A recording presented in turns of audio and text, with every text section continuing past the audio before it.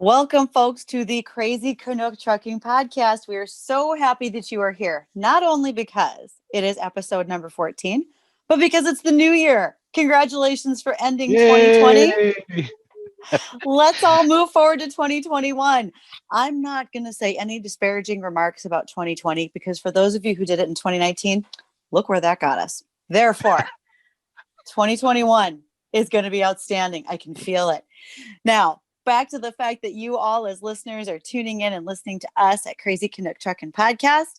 My name is Bridget. I am the Size Matters Dakotan. My co-host is Crazy Canuck Dave. Welcome. And what I want to say about having survived 2020 is that we have had a decade of learning packed into 1 year. And so we can take this year of 2020 and we can use all of that to go ahead to the next year. And it's going to help us not only in 21, but in every year we're alive after that, because we've hopefully all taken the lessons from 2020 and we're going to be even better in 21. so So if we really can good to see you again here. if we use the college analogy, all the things that we have learned this year, we have had great tips, tricks, and ideas from so many different people who have helped us out. And first of all of that information is like my homework, so I hopefully don't fail the final on the year 2020. But it also leads me to our 10 code for today, and that would be a 1018, meaning, is there anything for us? Well, I think today's guest brings a lot for us. Before we introduce her, I just want to give everybody a reminder. Follow us on Twitter at Crazy Canuck Truckin'. Follow us on Instagram. You are more than welcome to email your suggestions for stories, ideas, and guests to crazycanucktruckin@gmail.com. And if you don't just want the audio, but you want to see our bright, shiny faces for 2021, you can go to Crazy Canuck Truckin' on YouTube. Now, back to that 10 code of 1018, Dave. Anything for us today? What are we going to learn? Oh, we got some good stuff coming today, Bridget. Okay. Little size matters because we have somebody that I just recently bumped into virtually. And you remember our interview with Sylvia? Oh, Episode 10? vividly. Episode 10. And Yeah. in fact, we've had a number of people comment on that episode and how much they enjoyed it and learned from it. So is this like the part 2 of that episode? This is Sylvia 2.0, otherwise called Sonia. And welcome to our podcast, Sonia. I'm going to say a little bit about Sonia. So Sonia is very similar to Sylvia. She is a wellness coach, analyst, nutritional therapist, educator, speaker. Go around when we don't have COVID. She'll go out and give speeches, and her passion is to help others. She and Sylvia are working together on a program called Surthrival. So pay attention, look in the show notes. I'll have information in there. But follow along with Sonia in whichever way you can, Sonia and Sylvia, on the Surthrival thing. So I'll read a little bit about a bio here. Sonia understands that your employees are overwhelmed with their day-to-day lives as it is. They're not interested in feel-good challenges for their nutrition, walking or drinking more water, which have only about a 10% participation rate. She also knows that a one-time lunch and learn, which doesn't offer employees a perception shift nor immediately usable tools, doesn't even get in the first year anymore. Sonia can give your employees powerful insights into the why and the how. Now remember, size matters. We like the how and the why, right? A lot. And by the way, I just Yes. want to say, as a nutritional therapist, I think it's best I don't even tell you what I had for lunch. You're probably not going to be impressed, Sonia. Yeah. Yeah. Don't take lunch tips from Size Matters because she eats like a linebacker. And that's why she walks a long ways. A lot. Then we're going to talk about that 10% participation rate because I might bump that up for some other folks. Yeah. Okay. So we'll finish off here. Combining keen observational skills with an unusual and uplifting common sense, Sonia has an extraordinary talent for identifying and explaining the root causes of productivity draining ailments such as fatigue, digestive issues, chronic illness, stress, anxiety, and depression. What's more, her approach is heart-centered, and her calls to action are full of empathy and realism. That sounds like Sylvia, doesn't it? So This is how she, yep, she's amazing. yes.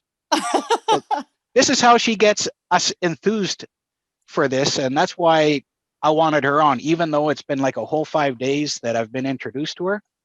I'm like, I called her up and I said, Sonia, and I introduced myself and I said, I really need you on our podcast. And she's been very gracious enough. Thank you, Sonia, for coming by after a long introduction.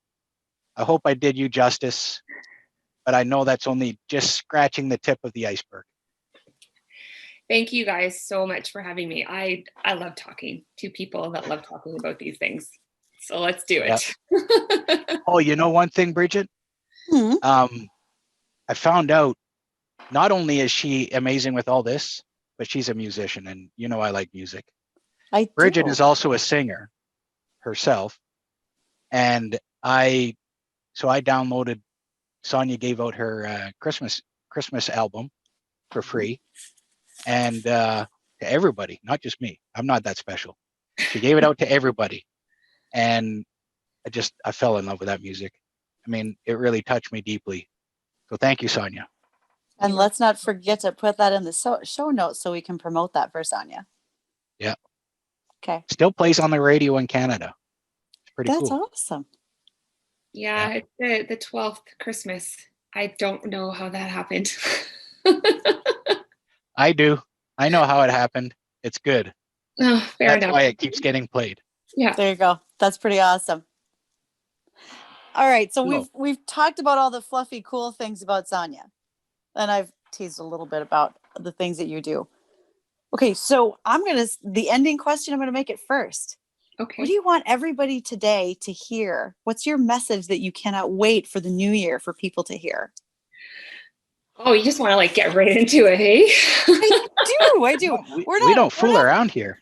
Yeah, I'm not. That's fine. I don't mess around much either. It's not really my thing. I guess in the context of the 2020 that is behind us and the 2021 that is up ahead of us, I very often am saying these days, like, we did not have a playbook for 2020. We didn't have time to make a playbook for 2020. And all kinds of stuff has hit the fan. All of the places where our society and infrastructures and systems were vulnerable have been even more exposed and become even weaker. And we are on a bit of a precipice, like you were just talking about, what we were talking about before. Once the crisis ends, that's when we're really in trouble. And I don't say that to terrify everyone, because we're scared enough, and I really don't want to be guilty of activating people's stress response more than it has to be. But my message in that is to understand that there really was no playbook. This isn't anyone's fault that we're all feeling this way right now, and that there is a bit of a collapse coming, but that there is actually, and I guess I'll just pull the survival right in, because it's where my brain is at with it right now. There is a way to, now that we're gonna come out of alarm, and then we're gonna go into a stage of the stress response called resistance, where the body tries to rectify things. The cortisol comes down, the heart rates come down, the fear comes down. And because the stress has been so long, a lot of us are going to fail miserably in resistance and not be able to recover, and then move into something called exhaustion. Those are the three stages of the stress response if it doesn't go well, which is alarm, resistance, and exhaustion. There is a way, if enough knowledge about basic cause and effect is out there, and ways and strategies to do this, there is a way to navigate the resistance, which is the land that Sylvia and I are calling survival, to, instead of dropping into exhaustion, there is a way to navigate that map into actual thriving, and potentially come out of it better than you even were before. And a lot of that has a lot to do with healing the nervous system, because our nervous systems are frayed at this point. Our nervous system informs the rest of the body on how everything works. And one of the biggest impacts is in the digestive system. And now we know from the last 10 years of research, especially the last 5, the digestive system and the microbiome and things that go on there very much inform via the gut-brain axis how we feel. Those little critters send anxiety and depression meds up to our brain. There are more messages that go up from our digestive system to our brain that tell us how to feel than go from our brain down to our digestive system. That's relatively new in the last 5 to 10 years that we know that. So since we're just getting right into it, that is the thing that I want people to know. There is a way to navigate this land that we're about to come into when everything ends. So what you said right there about what goes from our gut to our brain. Yeah. Is this why we stress eat? That it's part of it. Okay. Yeah. Because I'm really good at that, so I'd like to have an answer. Well, there's in my nutritional therapy office, when I'm not speaking publicly, that is something that I do obviously deal with a lot. The stress eating, it depends on the person. Some people stress eat, some people stress cry, some people stress exercise. Like there's all the things, right? Depending on our life and the habits that we have, depends if that is the thing that we are subject to. Stress eating comes from a few different sources. One of them is if you move into alarm or something scary and into the stress response, what happens is you shift out of the parasympathetic nervous system over into the sympathetic nervous system. And when that happens, you move into a level of fight or flight. There are where you're never totally out of your parasympathetic and never fully in your sympathetic. Like there's a balance. It's been hard this year for our body to navigate that, our bodies to navigate that. When you're in alarm and moving into fight or flight, your body sees a potential threat. And so what happens is I'm sure you've heard this before if you've talked about stress, all of the blood flow gets directed to your limbs and to your brain so you can think fast and run fast if you need to. Mm-hmm. And all the blood sugar goes there, and blood sugar gets released into the bloodstream for energy. So you will automatically, once that is over and things settle down, you've just burned a lot of sugar, and your body says, okay, that was really stressful. I just burnt up a bunch of reserves. I need more. And so we have been conditioned in our Western diet, and part of it is a normal physiology too. The quickest fix on that is sugar. Mm-hmm. There aren't a lot of people that stress eat on carrots, right? I mean, even though they do have some sugar, it's not the high of the refined white sugar that just gets in there real fast like cocaine. Yeah, unless I've got them in like butter, honey, and some sugar. Yeah, that might slow it down. That'll do it. Okay. Yeah. Okay. And that's it. And then we have there's the psychological conditioning on those things too. If, whatever the food was that was a comfort food growing up, you're also psychologically going to want that. And then we have the Western diet where our taste buds have been manipulated and they don't really work as well as they used to because of all the chemicals and the additives and the flavorings and all that kind of stuff. So we automatically, our taste buds and the pathways that go to our brain have also been manipulated to want the sugar. High fructose corn syrup and those things are also addictive. So you're literally looking at, I know there's more, but that's 3 reasons right there why people stress eat. And when all of that's coming at you at once, I don't talk about willpower in my office. It's not a thing when it comes to food, as if anyone can stand up against ancient physiology that's in our bodies, the manipulating of our taste buds, and this fight or flight thing where the body decides that survival is the priority. So sugar is the priority. Shut the front door if you're not going to let me have that. That is something I'm trying to think, other than Sylvia, if I've heard that before about willpower. Run that by us again once more, Sonia. We can't just say, oh, I'm going to stop doing this, because I hear that from other people saying, oh, you should just be able to, do this or do that. That's not a thing. Like maybe in the 80s, we tried to make that work and the paradigm kind of stuck in our heads before we had all of the mind-body research in the field of psychoneuroimmunology, and psychology's come a long way. Before we knew all the things, maybe that would have been like a Richard Simmons get up and boogie and yeah, we can all do this. And it's like it was a great attempt, but it wasn't the right one. Willpower, just, it is not a thing anymore. And I don't know if it really, if you want to get into the questioning and philosophies, I don't know if it really ever was the thing that we thought that it was. Because to think that your mind, which functions via your brain, that is in your body, that has demands to survive, that you can override that. I want to say a worse word, but it was kind of foolish, really. Yeah. David so far has not let me really swear here. If you want to be the first one, I'm given permission. I'm not your priest or your mother. It has happened. I'm that person, and depending on the company, I'm that person that says the swear that everyone wants said so badly, and then I say, you're welcome. Absolutely. We should spend more time together. One of our other guests is a good friend of mine, Jason Hansen, and he said he finds it hilarious when I'm in front of a group doing a meeting and not necessarily accidentally, but he says, and then you'll swear because people might not be paying attention. And then they look around and they're like, why is that short lady up front so mad? So that is impactful. Use that.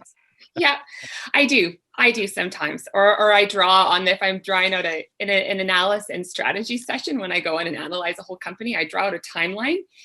Is occasionally a point on the timeline, like a 40-year-old woman, where they get a WTF and a question mark. Yes. Yes.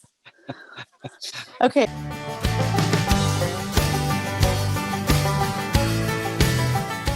David, I keep asking questions. I'm sorry. I bet you have some. Well, what you're just talking about with the willpower, I find it interesting. When I started understanding my own mental health after one of my injuries in 2001, that was the first time I realized that the best thing to do sometimes was to not do. So instead of, I had this conversation with a family member, and I said, sometimes I realize that it's better just to lay down and have a rest and take it easy a little bit. And this person was just like, what? Why don't you just push through it? So because it hasn't gotten me anywhere. I've gotten, Sonia's banging her head. Yeah, and I see you banging your head. So when David finishes, I want you to explain why you're doing that. Sure. Yeah. So, that's been one of the hardest things for me as a former athlete, not of any high level, but as a former athlete that prided myself on being able to push harder and achieve more than my body really was capable of. I realized with my head injuries and with the way the brain works and everything, you know what? Better to back off. And I know you can explain that better, Sonia, but it was a huge shift for me to understand that I just need to back off sometimes. Yeah.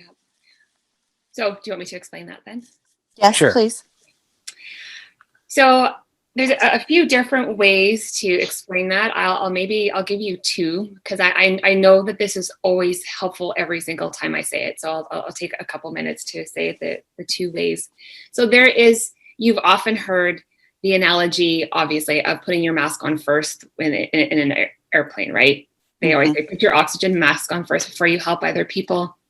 And I got that, I've always felt in the back of my mind, I'm like, yes, that makes sense, but there's something else. And you're going to laugh your head off when I tell you where I got this insight from. I'm going to tell you the insight first, and then I'll tell you where I got it from, because it makes so much sense. So the insight on this is, actually, no, I'll just tell you where it's from. I was watching a Hallmark Christmas movie. So there you go. The wisdom of a Hallmark was like, oh, I'm going to use that in a seminar. One of the things that I did to get through the holidays and the lockdown in Manitoba was I'm like, okay, I'm going to do things that are completely out of character for me my whole life. I ordered Christmas cards. I'm mailing Christmas cards tomorrow for the first time in my whole life. I committed. I decided to not date for a while. I just told the few men that I was hanging out with, I'm like, I'm done with this for a while. And I committed to watching every single Hallmark Christmas movie just to give me something to be committed to. This is so not me. I'm really enjoying it. So I'm writing down all of the insights from the Hallmark movies. So she was talking about that, this woman in one of the movies, I don't remember which one. And she said, well, the reason that they have to say that is because that is not our natural response. So it just kind of shifted it for me a little bit. It's like, we have a need to help people, and it is ingrained in us. Mm-hmm. And in order to be able to do that, we have to literally train ourselves to take care of ourselves. So one of the reasons why self-care has become such a buzzword, and unfortunately turned into chocolate cake, wine, and a hot bath, which is not really self-care. But let's call it the first evolution of self-care. We must evolve past it. I like that. Yes, that's very good. That's the first step. We got more after that. The first step, and then it gets so much better. So one of the reasons why it has become such a big thing, and why I would give you maybe a little medal on the self-care if you are telling people that sometimes I just need to rest, is because self-care has a very real, healthy, selfish component to it. People start to call you selfish all of a sudden because you're just trying to take care of yourself, then you know you're on the right track. Nice. Okay.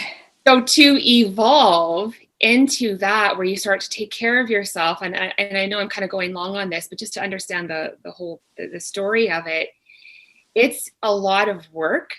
So one of the reasons that you get a lot of back push on it is because it kind of startles people a little bit, because what it triggers is the knowing that they have subconsciously that they are not taking care of themselves. And so they are actually a little bit jealous. How dare you take care of yourself, because I do everything for everyone. I get nothing back for it. I push through. I've done all these things. Meanwhile, I don't know it, but my adrenals are about to go, and in 10 years, I'm going to have a heart attack. But, and so we hold on to those things because we're attached to them. But then we have to get psychological, because we're attached to them because we've become such a doing culture, an achieving culture, that our self-worth is attached to that. So that's where it comes from. Yeah.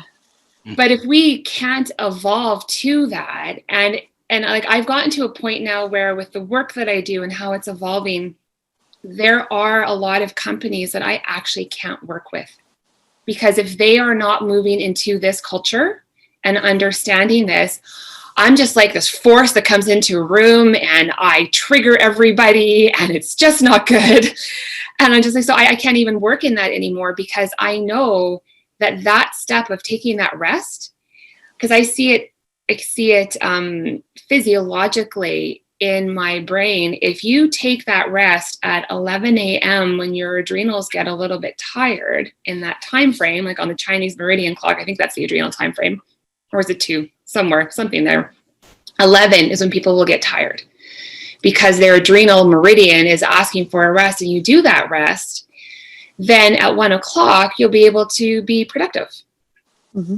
And if you're really tired at 3 o'clock because you've got some hypoglycemia issues, because the blood sugar issues well, maybe they do throw up. It could happen. It could happen. Yeah. Totally.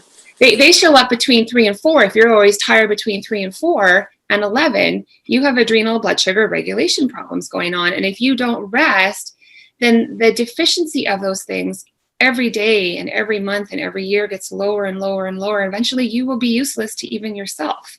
Right. And people seem to need permission, which is kind of my job in life, to give people permission to not blame themselves for how crappy they feel, first of all, and to take care of themselves so they can actually heal. That's what I do in my office on the timelines. So. Wow. You pretty much, you put a big Band-Aid on everybody, because you help them heal. Yeah. Yeah. And sometimes it really is a Band-Aid and an antiseptic. A lot of the solutions that we have out there are Band-Aids to just keep it all together and wrap the bone in place. But there's not the right kind of antiseptics and care and rebandaging, because the old bandage needs to come off, and then you need a different one. And so the process from the injury or the wound to the actual healing gets interrupted, and then gets infected. And then it moves to another part of your life or another system in your body. Yeah. Yeah. Wow.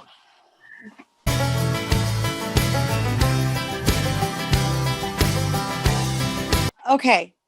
This Are you guys okay? I have so many things I want to ask, but I'm going to shift gears for fun because this is a trucking podcast. So shift gears. Everybody get that one? You're getting into this here, Bridget. Way to go. Keep up, guys. Keep up. Okay. So I'm going to say we want to ask if you have some fun travel type stories, something excellent that you want to throw out there that makes us laugh and giggle just a little bit. Oh, that's a real switch in gears. I like it. No one ever, if this was just boring all the time, people wouldn't listen till the end. So no, exactly. Like every trucking movie, when somebody wants to get going faster, they automatically just shift another gear and they're like, yeah, well, it can go more. Doesn't work that way. But anyway, sorry. Let's hear what Sonia has to say. Yes. Okay, so probably a story from when I was doing some travel with music and stuff like that, which was a whole lifetime ago. But this one's probably good because it happens in Bassano, Saskatchewan. Is that in Saskatchewan or is Alberta? It just Alberta? Okay, Yeah. It's inside Alberta. All right. So back in those days, in my music days, I was also in Earl's Girl. And that's how I paid the bills. And then we toured. Like that was just what you did when you were a musician. A lot of us were servers on the side. Okay. Yep. So I released my first record in '99. I did some new demos and I won some songwriting awards. So I was getting some attention. And I had really loved Jan Arden's record. I think it was Blood Red Cherry. The production on it was really great. And her guitar player / co-producer, Russell Broom, had done that with her. So I just flat out called him and said, hey, will you produce a song with me? Because I like your style. So he had me send him my music and he's like, yeah, for sure. Let's do it. So poor musician, not knowing how to take care of herself, I worked up until the day that I got in my car and drove straight through to Calgary in a day so that I could pay him the very small amount that he was asking for just for some time. So I was exhausted. I had been serving 12-hour days, split shifts at Earl's, Maine, and it was winter, it was like the end of winter. And so I've been driving since 5 a.m. or whatever it was. I'm in Bassano. It's dark. So it's definitely winter. Yeah, it was. Definitely winter. It was so windy that I couldn't get my car door open. I should have taken this as a sign. So I'm at the gas station, the truck stop in Bassano. There's semis everywhere and and it's dark and I can't get out of my car. So I'm like, okay, well, I got to get out of my car because I really needed to pee. Finally got the door open, got inside. Someone had to help me open the door to get in the gas station. And so I'm bleary-eyed. I'm tired. I'm exhausted. I don't know how I'm going to sing the next day. This is not awesome. I go to the washroom, put my wallet on my keys on the back of the toilet, go to the washroom. I flush the toilet. I reach for my wallet and my keys. I grab my wallet, miss my keys, and that's going well. Yeah. If anyone out there has ever seen a young woman hysterical running out of the bathroom crying, saying, I just flushed my keys down the toilet and sobbing in the middle of a truck stop, that was me.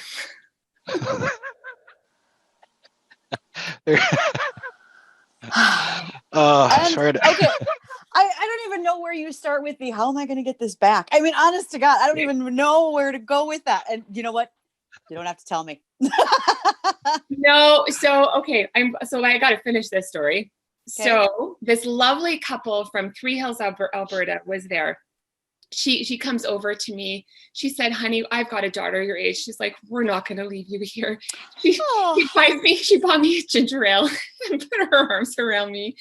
So, okay. So they were going to take me the rest of the way to Calgary, where I was going to stay with my cousin. So I was going to stay there with my cousin. So I get in the back of their van that has a window that had to be taped or something. So it was so loud in the car that we couldn't talk. So I sat in the back of the van, very, very grateful, sipping my ginger ale, crying, and their little deaf and blind three-legged dog Daisy curled onto my lap. And just sat there with me till I got to my cousins. Because of course, just when you thought your day was bad, you could have been the dog.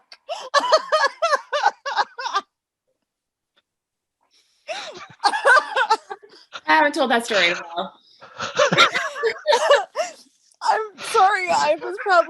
We're gonna have to edit some of this out, the laughter.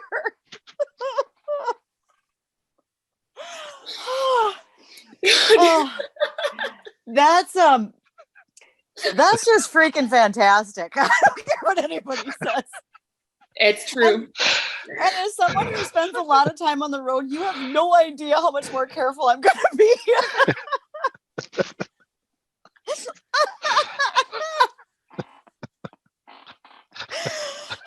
Okay. Oh, Sonia, that was that's hilarious. Thank you for sharing that with us. I forgot how funny that was. It's been a while. That was awesome. Yeah, it's actually a lot funnier when you're not the one that had it happen totally. to, you know. But yeah. So we're laughing with you, not at you. It's all good. I think it's hysterical now. And God. It's a funny story, but without Daisy, like it just... You know, the dog, I not that you aren't wonderful, Sonia, but the dog made the whole thing for me. I know. And can I just say, I had a customer a long time ago. His dog was not deaf and blind, but he was three-legged, and his name was Tripod.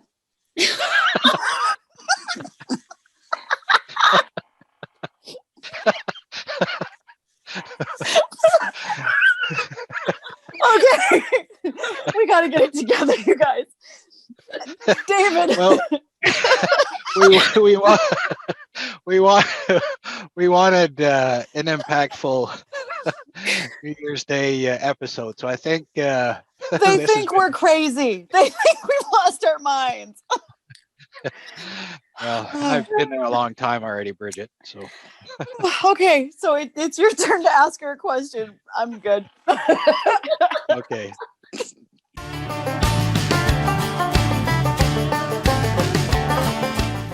We are definitely gonna need to do this again sometime, Sonia.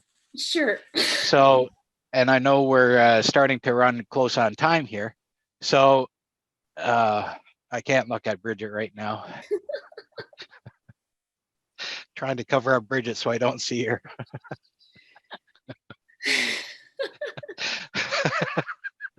Sorry, Bridget's having a meltdown. She muted herself even. I had to mute myself. Whew, okay, I'm good. So good. So that was hilarious. Thank you for sharing that, because it not only is funny, but it's also shows who you are, that you're not afraid to bring out these stories and have the chance to laugh with yourself from those years. And so coming into 2021 now, is there some, to finish off with here, what can you give us as drivers, as people in general, something that we can use going into 2021 that is really going to help us? No, that's a pretty broad question, but I believe in you, Sonia. You're gonna come up with something. You're gonna come up with something for us. As a truck driver, or just as people dealing with pandemic. Yeah. I just always put myself into the shoes of all the things, and then the human, and all of the things, and the extra pressure now of this last year.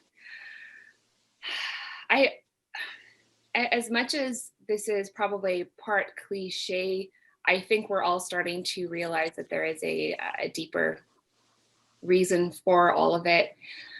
I think the place to always start is with yourself. And if you're beating yourself up for anything, whether it's from the last 40 years or from the last year, and if there's a lot of negative self-talk, one of the best things that you can do is not try to do something very specific or like a skill or a thing or a self-improvement or whatever it is. I think the place to start, because we've all kind of been, in a sense, made very vulnerable this year, exposed to ourselves in a lot of way. It has to start with, how much do I like or not like myself, and how come? Because the choices that you make, whether you choose to go for a walk to make yourself feel better or not, whether you choose to eat a food that you know is helpful for you as opposed to a food that is not helpful for you, or if you're choosing to do something, consume something, do something that feels better just for now so that you can get through. I think the question is just why, and to not judge and to just sit with it, because all of those things come from something that hurts somewhere or that didn't get what it needed somewhere. And to judge yourself for the choices that you're making in those states just compounds the issue, and you never really get down to it. And I know now I'm switching right back from the serious to the crazy funny, and we're getting really serious again. But if 2021 could be the year of sitting back, allowing yourself to feel the things that you actually feel instead of covering them up and not judging yourself for them, that is the most perfect foundation to be able to come up from and evolve from and heal from to accomplish all the rest of the things that you would like to have for yourself. I love that. This has been just a ridiculously amount of fun. And we started out pretty serious. I mean, I made several notes on things that I want to remember. No doubt, this is a fabulous point to wrap things up and just say, Sonia, thank you so much, because going into 21, feeling the way we do right now with a bit of joy, some hope, and some coping skills, that's the way to go. I'm very excited about that. So thank you for joining us today. We are so excited to have you. And you just never know when we need a good story, when we'll call you again. Oh, I have another one. I like this a lot. Yeah. Also want to thank James Dupree and Dixie Inc. for giving us our intro and outro music and the transitions that we use. And Sonia, we were coming out with CB handles for people, but we kind of left that behind in the last couple episodes. And after this story, I'm just wondering if Size Matters and the Crazy Canuck Dave would maybe be okay to call you Keys, so as your CB handle. So thank you, Keys, because you have not only given us a funny key story, you have given us some amazing keys to deal with 21. Which totally falls in with our 10 code of 1018. Was there anything for us? There was a boatload of things for us today. Yes. Lots of good stuff. Thank you very much, Sonia. And people, listen or check out the show notes if you want to find out how to get more information about Sonia, or talk to Sonia somehow, hire her, do whatever you need, because she's well worth whatever it is. So thank you very much. Thank you guys so much. This was awesome. Let me. They didn't fall from the sky.